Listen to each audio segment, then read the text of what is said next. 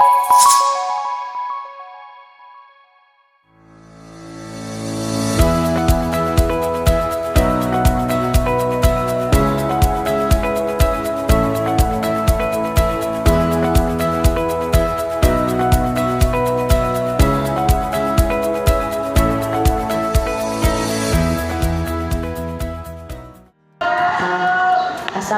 warahmatullahi wabarakatuh.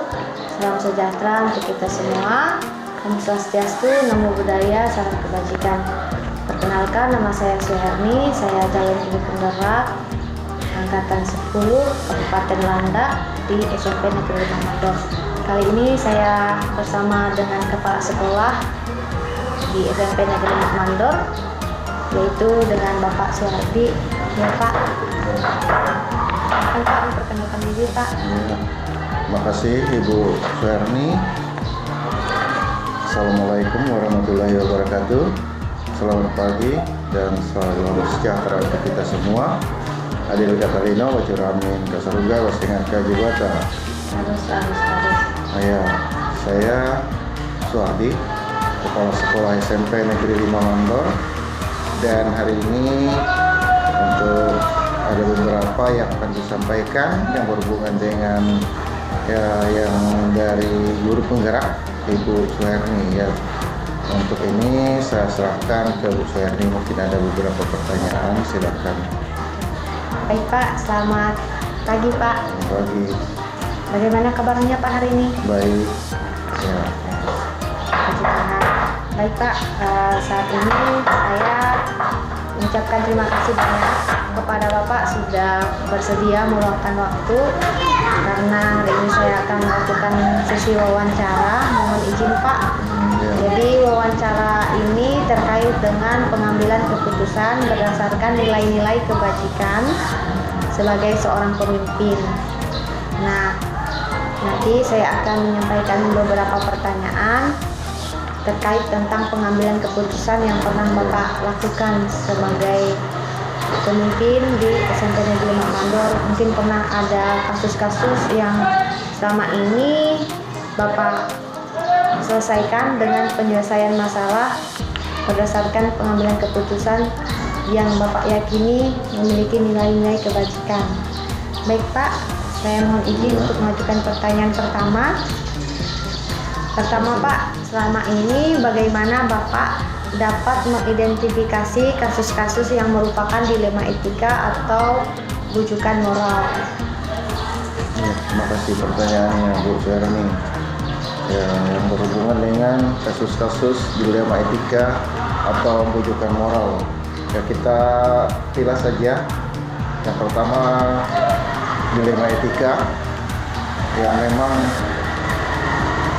selalu kita hadapi dan selalu muncul masalah yang seperti itu, terutama berhubungan dengan siswa yang seharusnya tidak bisa dinaikkan kelas, dan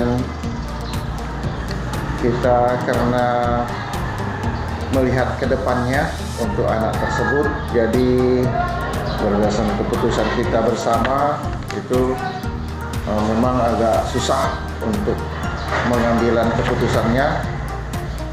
Jadi di sini ya atas kesepakatan bersama dan dilihat dari kasus anak dan mempelajari tentang kasus anak dan berhubungan dengan masa depan anak, kita memang untuk hal yang seperti ini harus cermat dalam mengambil keputusan.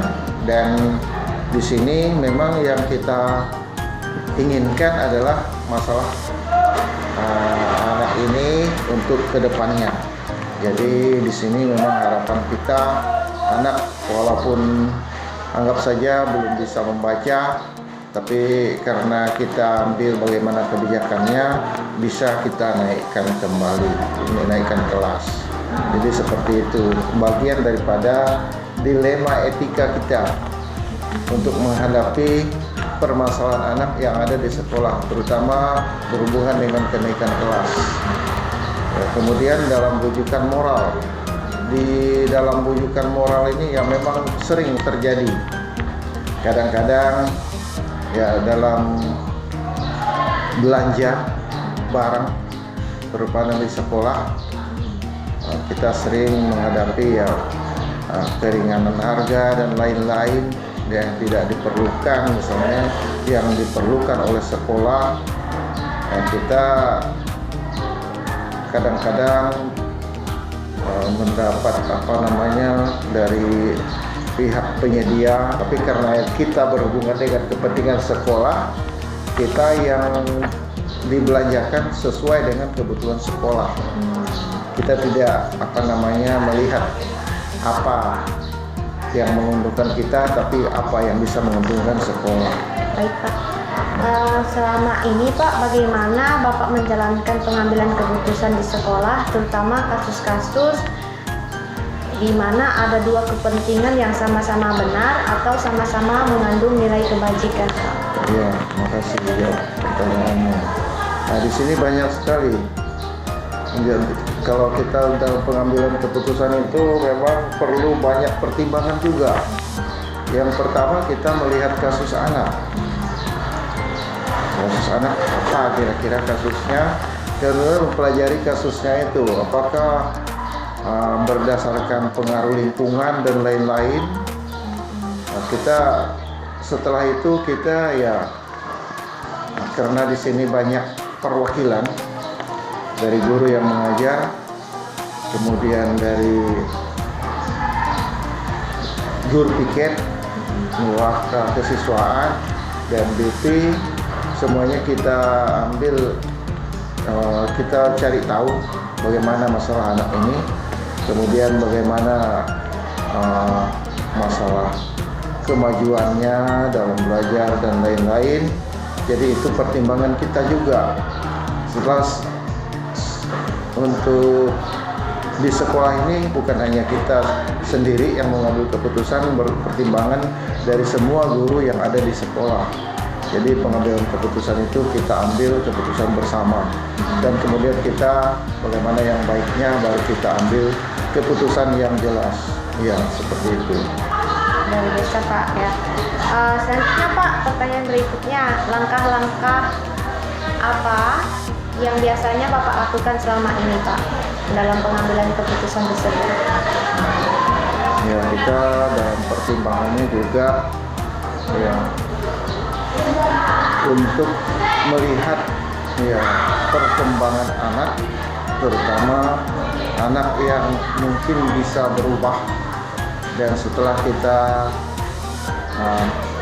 panggilan misalnya masalah kasus anak, banyak jenjang yang harus kita lewati dulu, panggilan orang tua, kemudian anak tersebut dipanggil, dinasihati dan lain-lain, kemudian dilihat daripada pertimbangan dari guru, itu jadi dari pertimbangan kita, kemudian kita mengambil keputusan yang tepat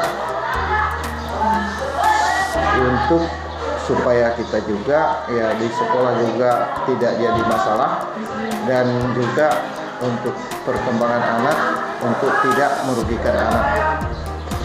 Itu pertimbangan dari pengambilan keputusan. Dan juga kita melihat supaya kebijakan-kebijakan itu tidak bertentangan dengan tata tertib dan peraturan sekolah. Luar biasa ya Pak, langkah-langkah yang Bapak lakukan. Tentu pertama yang Bapak pertimbangkan itu pengambilan keputusan itu berdasarkan dengan keberpihakan kepada murid dan nilai-nilai kebajikan yang diyakini di sekolah ya Pak. Baik Pak, selanjutnya hal-hal apa saja nih yang selama ini dianggap efektif dalam pengambilan keputusan pada kasus dilema etika Pak? Terutama keputusan-keputusan yang berhubungan dengan kebijakan untuk anak dan guru-guru juga.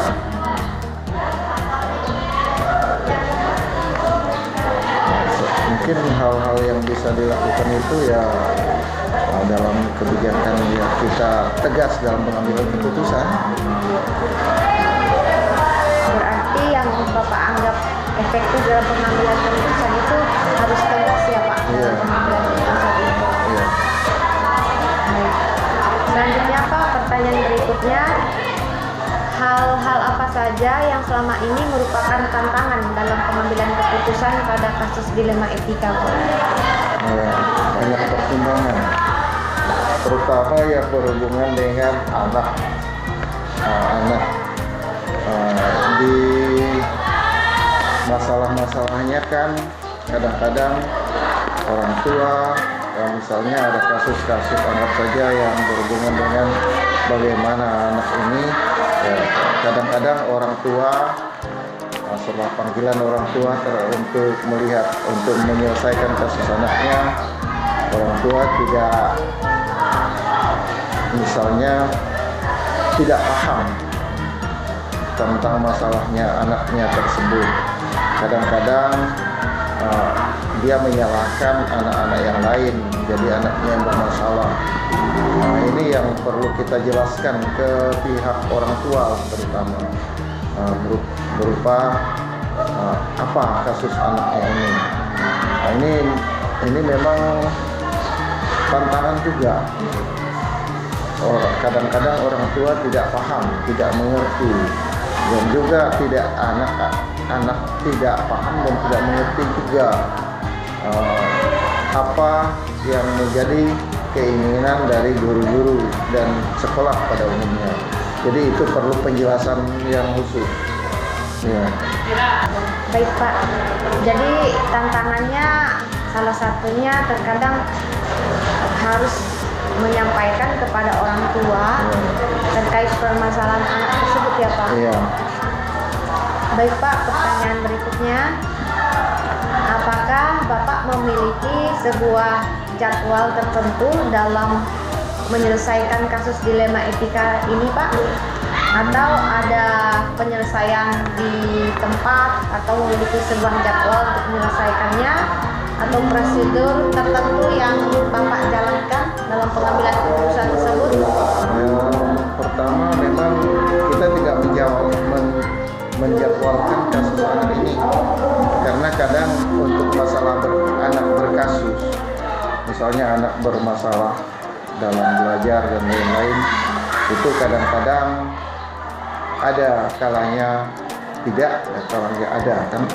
Jadi pada saat anak berkasus atau anak bermasalah, pada saat itu kita segera, kita tidak menunda lagi untuk mengatasinya, seperti panggilan orang tua dan bagaimana caranya agar anak ini dalam belajar. Kita panggil juga gurunya, wali kelasnya, supaya gimana caranya untuk anak ini. Jadi kita berjenjang juga melihat perkembangannya. Pada tahap awal mungkin kita panggilan ke anak tersebut. Pada tahap berikutnya mungkin panggilan ke orang tua, supaya orang tua lebih tahu tentang masalah anaknya. Panggilan berikutnya kita mencari solusinya, gimana untuk guru-guru masalah siswa tersebut. Jadi seperti itu. Kita juga berjenjang, tapi tidak penjadwalan. Ya, seperti itu. Luar biasa ya, Pak. Selanjutnya, Pak, pertanyaannya, adakah seseorang atau faktor-faktor yang selama ini membantu dalam pengambilan keputusan pada kasus dilema etika ini, Pak? Misalnya yang jadi pertanyaannya faktor-faktor apa, ya kan? Faktor yang membantu dalam pengambilan keputusan. Iya, faktor-faktor yang membantu dalam pengambilan. Ya, kalau di sekolah ini banyak juga. Yang pertama, kita tidak kepala sekolah itu tidak mesti dengan sendirinya langsung mengambil keputusan. Tetapi faktor-faktor membantu, terutama kita ada pertama itu dari guru-guru yang masuk di kelas. Kita mencari tahu bagaimana tentang masalah anak ini. Yang kedua, dari kesiswaan. Kemudian yang ketiga juga kita dari guru BP untuk melihat ini. Itu bagian faktor yang membantu juga, karena semua yang masuk di kelas, semua yang bertugas tentang kesiswaan akan memberi tahu kepada kita dan akan memberikan masukan kepada kita kira-kira bagaimana cara untuk mengatasi anak ini. Jadi itu yang jadi faktor pertimbangan yang untuk membantu. Jadi seperti itu. Ya. Luar biasa ya Pak. Jadi dalam faktor yang membantu dan mempermudah dalam pengambilan keputusan tersebut tentu ada kolaborasi bersama dengan rekan guru yang lain ya Pak. Iya, Jadi kalau mengambil keputusan sendiri akan terasa sulit ya Pak. Iya. Baik Pak, untuk pertanyaan yang terakhir nih Pak, dari semua yang telah disampaikan tadi, pembelajaran apa yang dapat dipetik dari pengalaman Bapak mengambil keputusan dengan kasus dilema etika? Ya, yang pertama kita bisa mengetahui yang berhubungan dengan anak ini. Kalau kita ya untuk selama jadi kepala sekolah banyak sekali kasus-kasus yang seperti ini, dan kasus-kasus seperti ini terutama masalah anak yang berhubungan dengan tidak mampuan anak dalam belajar. Nah, jadi untuk yang berikutnya mungkin yang setelah itu anak berubah. Jadi anak berubah ini ya faktor-faktor dari pembelajaran kita juga, bahwa kita untuk selanjutnya awal kita sudah ya menguntungkan anak, dan pada saat tertentu ternyata anak itu bisa berubah, yaitu berarti itu bagian daripada yang menguntungkan kita juga. Anak bisa berubah, kemudian tidak dirugikan, dan orang tua merasa berterima kasih kepada pihak sekolah karena anaknya selama ini ternyata ya tindakan di sekolah itu benar. Jadi seperti itu ya. Baik Pak, terima kasih Bapak sudah bersedia melakukan sesi wawancara hari ini. Luar biasa ya Pak, keputusan yang Bapak ambil. Saya yakin keputusan yang Bapak ambil itu berdasarkan dengan keberpihakan kepada murid dan juga berdasarkan nilai-nilai kebajikan yang diyakini oleh sekolah ini. Luar biasa Pak pengalaman Bapak dalam mengambil keputusan. Semoga pengalaman Bapak ini bisa saya pelajari supaya saya bisa mengambil keputusan seperti yang Bapak lakukan yang sangat luar biasa, dan tentunya dalam pengambilan keputusan itu Bapak luar biasa menyelesaikannya dengan bijaksana. Baik Pak, terima kasih untuk hari ini. Terima kasih sudah bersedia melakukan sesi wawancara hari ini bersama dengan saya. Ya. Saya rasa cukup sekian. Ya. Terima kasih Pak. Selamat pagi. Selamat pagi.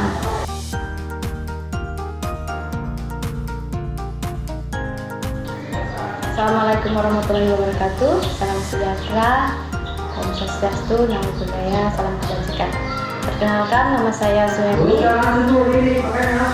Saya calon guru penggerak angkatan 10. Kali ini saya akan mewawancarai kepala sekolah terkait dengan pengambilan keputusan berbasis nilai-nilai kebajikan sebagai pemimpin. Silakan Pak, perkenalkan diri. Ya, baik. Selamat siang untuk kita semua. Perkenalkan, nama saya Bapak Sisilius, Sarjana Pendidikan Magister Manajemen. Saya sementara ini menjadi kepala sekolah atau pelaksana tugas kepala sekolah di SMP Negeri 10 Sengah Kemilang di Desa Lemang, Kecamatan Sengah Kemilang, Kabupaten Landak. Dan kami baru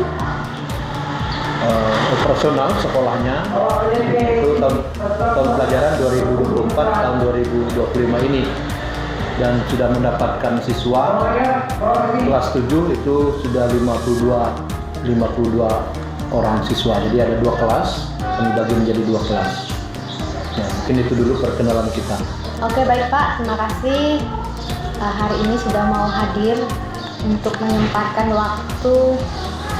Saya akan melakukan wawancara bersama dengan Bapak terkait pengambilan keputusan berdasarkan nilai-nilai kebajikan sebagai pemimpin. Iya.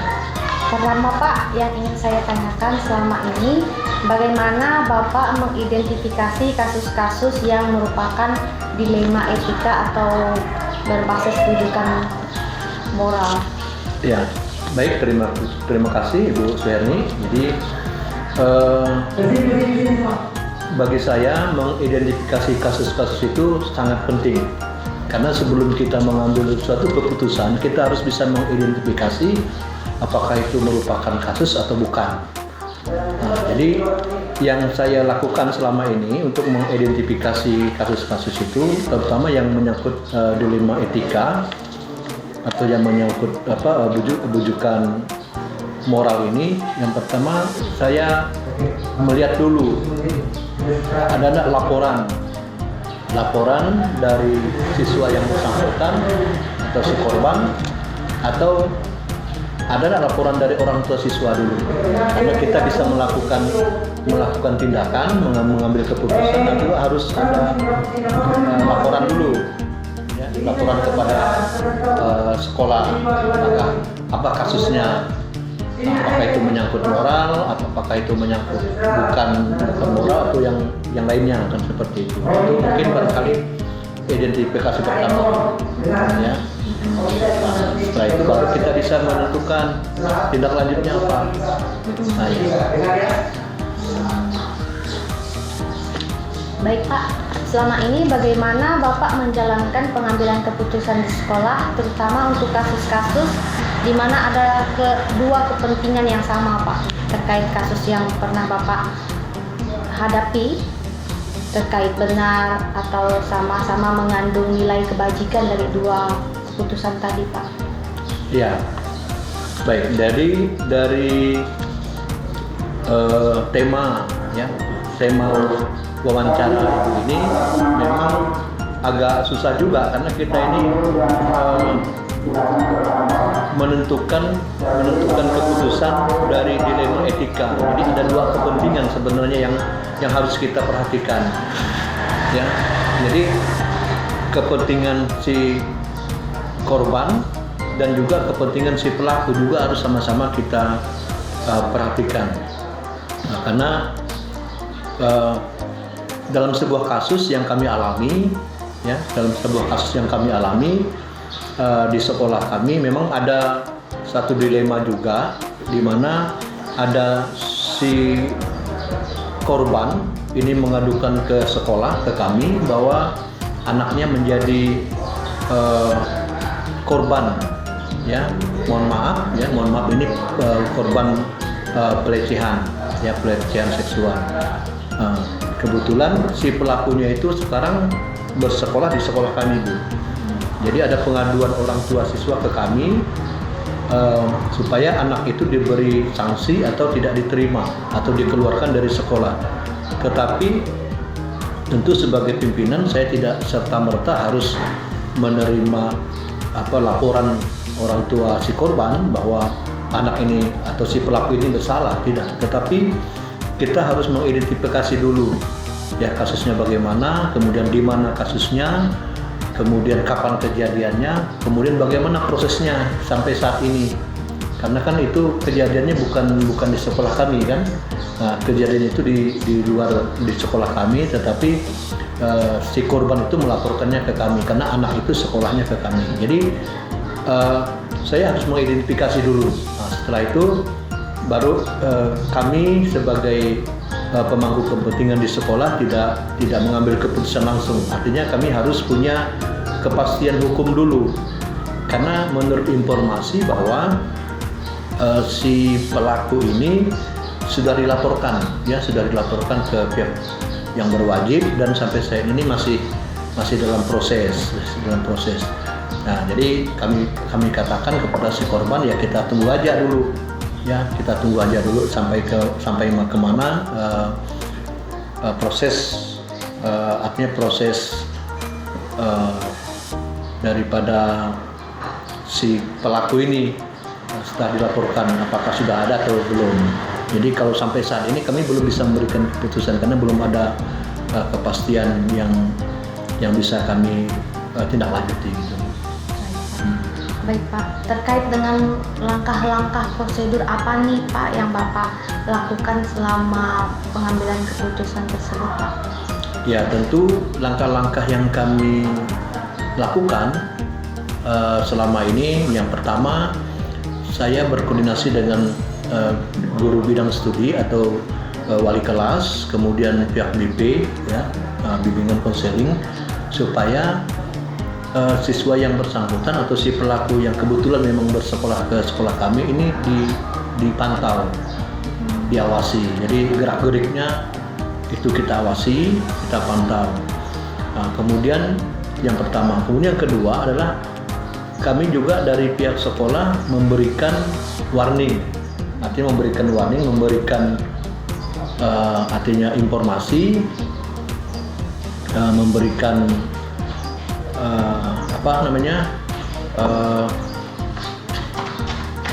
tanggapan lalu peringatan kepada siswa, bukan hanya kepada siswa tapi pada umum pada semua siswa, bahwa tidak boleh melakukan hal-hal yang tidak baik di sekolah, kemudian tidak boleh melakukan pelecehan dan lain sebagainya, tidak boleh melakukan bullying, tidak boleh melakukan tindakan kekerasan dan lain sebagainya. Itu yang kami sampaikan kepada siswa untuk mencegah jangan sampai terjadi hal yang serupa. Jadi kita sudah memberikan warning atau sudah memberikan peringatan kepada siswa-siswi kita, ya. Gitu. Ya, menarik sih Pak ya, kasus yang Bapak hadapi tersebut, di mana Bapak mengalami dilema etika terkait pengambilan keputusan, ya, karena memang kasus ini memang kalau diperhatikan sulit kita pilih Pak ya. Ya. Tapi pasti ada hal-hal yang selama ini menjadi tantangan dalam pengambilan keputusan tersebut Pak, pada saat menghadapi kasus dilema etika tersebut. Apa saja Pak tantangan yang Bapak hadapi dalam mengambil keputusan? Ya, tantangan yang dihadapi itu sebenarnya ada dua sisi sebenarnya. Yang pertama, kita harus mementingkan hak anak ini untuk harus tetap bersekolah.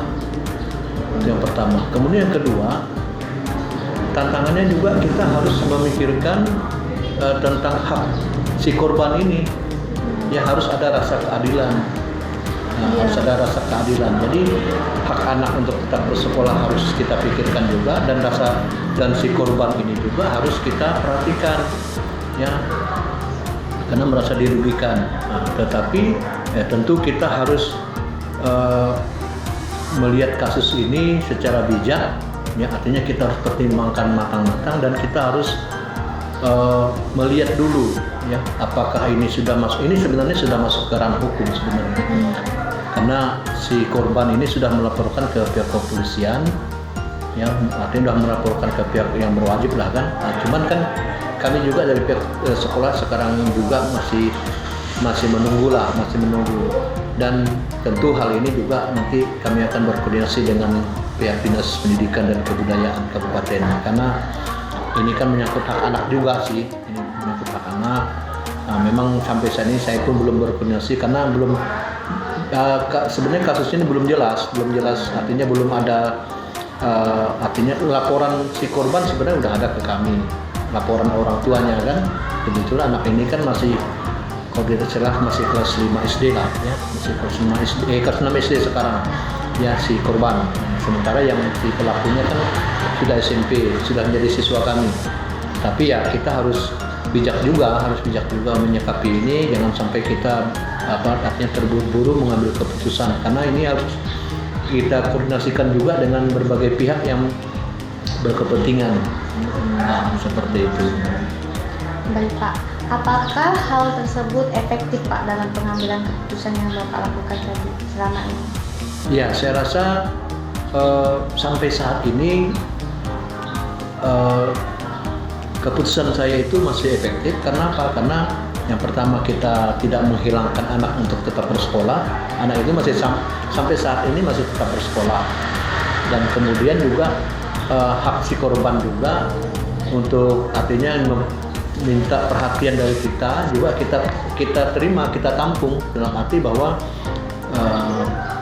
sampai ada surat keputusan dari pihak yang berwajib bahwa si anak ini dinyatakan bersalah atau tidak, kan begitu. Karena kita juga tidak bisa memberikan keputusan bahwa si pelaku ini bersalah atau si korban ini memang menjadi korban. Itu harus ada pembuktiannya dari pihak yang berwajib, seperti itu. Baik Pak. Ya. Pertanyaan berikutnya nih Pak, apakah Bapak memiliki jadwal tertentu dalam penyelesaian masalah di lima etika, ataukah Bapak langsung menyelesaikan masalah itu di tempat, atau ada prosedur lain dalam penyelesaian masalah tersebut? Iya, baik, terima kasih. Jadi untuk penyelesaian masalah ini sebenarnya saya tidak memiliki jadwal yang khusus, tetapi tentu saya juga harus bekerja sama dengan pihak lain, artinya dalam hal ini guru, wali kelas dan lain sebagainya. Karena ini menyangkut hak anak, tentu saya juga harus berhati-hati. Jadi saya berikan tugas kepada guru, wali kelas dan guru BP untuk artinya memantau anak ini, memantau gerak-geriknya supaya anak ini jangan sampai melakukan hal-hal yang di luar, artinya di luar tindakan dia sampai merugikan orang lain, dan yang intinya adalah jangan sampai kejadian itu lalu terulang kembali di sekolah. Itu jadi artinya kita buat pemantauan lah untuk anak tersebut, ya. Seperti itu. Pak, selanjutnya nih Pak, apa saja faktor-faktor yang selama ini Bapak lakukan yang telah mempermudah dan membantu Bapak dalam pengambilan keputusan berdasarkan kasus dilema etika tersebut? Iya. Faktor-faktor yang membantu Bapak. Ya, baik, terima kasih. Jadi faktor-faktor yang membantu saya adalah yang pertama adalah harus ada keterbukaan atau kejujuran dari baik pihak si korban maupun si pelaku.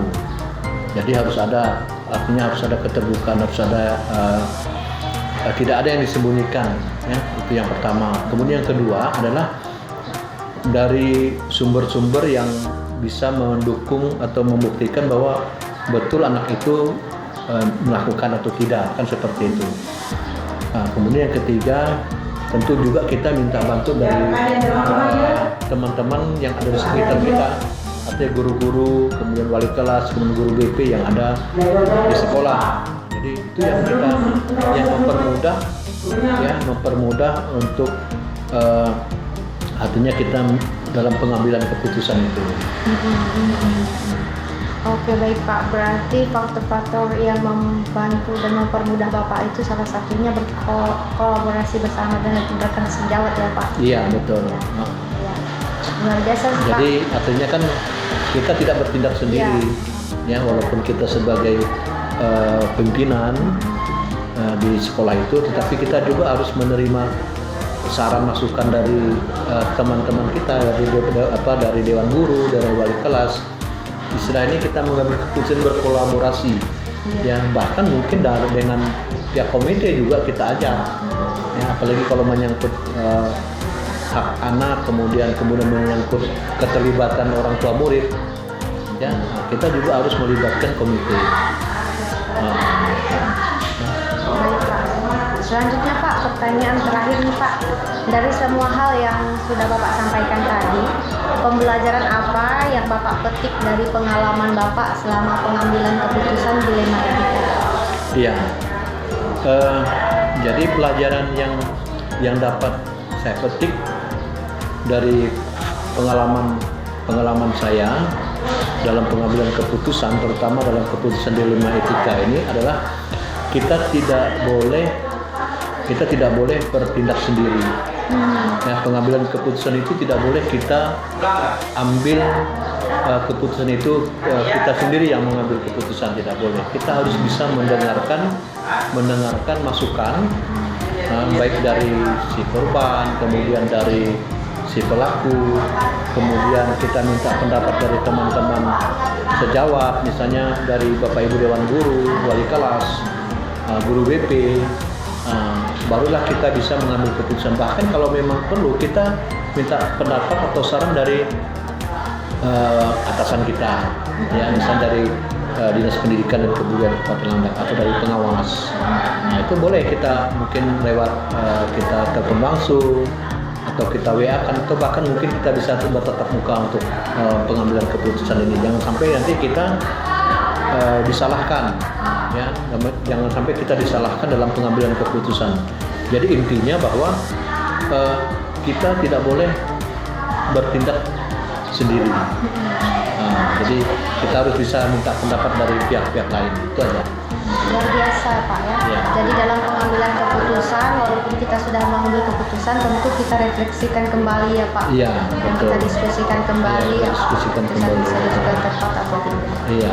Luar biasa Pak pengalaman Bapak dalam pengambilan keputusan berdasarkan prinsip-prinsip nilai kebajikan Ini tentunya ya kebajikan, Pak. betul. Iya. Jadi di mana dilema etika ini kadang membuat kita sulit dalam mengambil keputusan, Betul. tapi kita punya prinsip. Iya. Kita punya prinsip berdasarkan nilai-nilai yang kita yakini. Kita yakini. Jangan sampai ada yang dirugikan, itu aja. Iya, luar biasa. Iya. Baik, demikian Pak, saya rasa cukup wawancara hari ini. Oke. Terima kasih banyak Pak. Oke, terima kasih. Selamat Bu Suyati. siang, Pak. Selamat siang. Sukses selalu Pak. Amin. Ibu juga harus sukses. Ya, terima kasih. Baik, terima kasih Pak. Ya. Selamat siang. Selamat siang.